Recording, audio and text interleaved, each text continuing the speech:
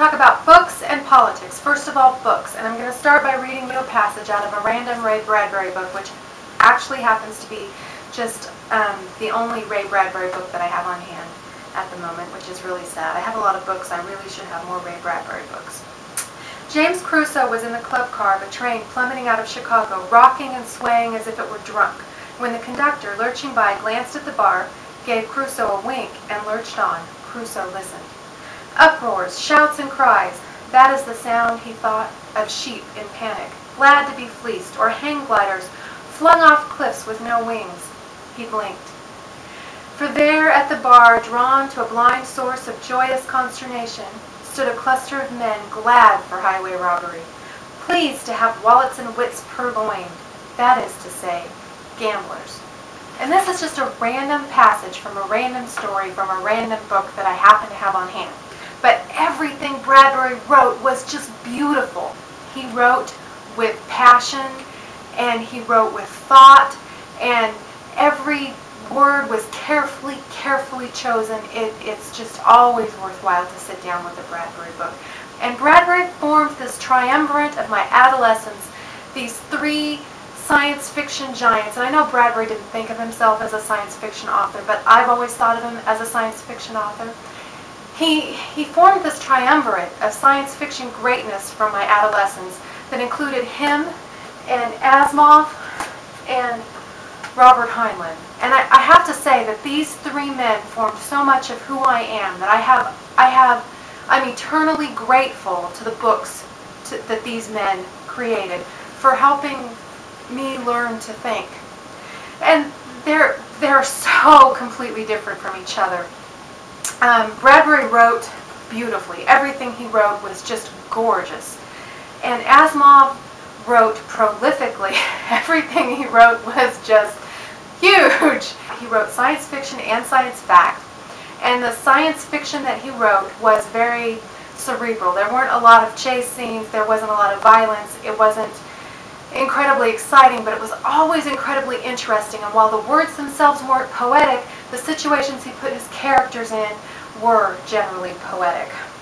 And Heinlein was a very diverse writer. He wasn't nearly as prolific as Asimov, but he also wrote a lot of harder science fiction with a lot more science behind it than, say, what Bradbury wrote. Some of his work, like A Farmer in the Sky, was written for juvenile readers, and it was the kind of thing that you could read to your grandma and she wouldn't blush. And some of his work, like his most famous book, Stranger in a Strange Land, I mean, there was so much sex that it'd make Jacqueline Carey blush. Well, maybe not, but I mean, there was a lot of sex. He was a cranky, fiscally conservative, socially liberal author who had a lot to say, and he said it in a lot of really weird, different ways. Some of his books I don't particularly like. I was never a huge fan of Stranger in a Strange Land, but I love The Moon is a Harsh Mistress, and there's lots of sex in that, and I liked Friday. All of these men are men of their times, and so they wrote with this optimistic 1950s sort of science fiction-y perspective that you just don't see anymore because we don't have that kind of optimism anymore. Their female characters are sometimes a little bit stilted because they're writing, you know, from this male perspective in a world where women didn't have the same kind of opportunities that we have now, and so sometimes their female characters, they're written from the perspective not of the way that women actually are, but the way that men at the time perceived them. Even if they weren't terribly prudish books, there was a lot of sort of 1950s weirdness going on. Okay, I want to switch gears and talk about politics now.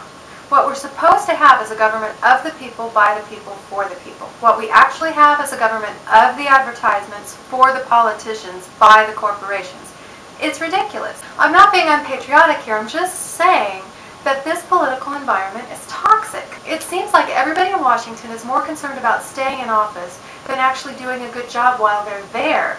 And that's no way to run a country. Take what's going on in the Senate right now. There's this bill up for debate about equal pay for women, and it's not going to pass. The Democrats know it's not going to pass, but they put it up there anyway as a political statement.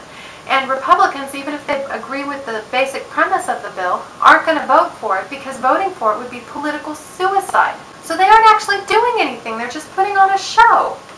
This isn't a circus. This is government. I don't want a show. I want you people to do your freaking job. I'd like to hear what you have to say on the topic. And I will talk with you later. Bye-bye.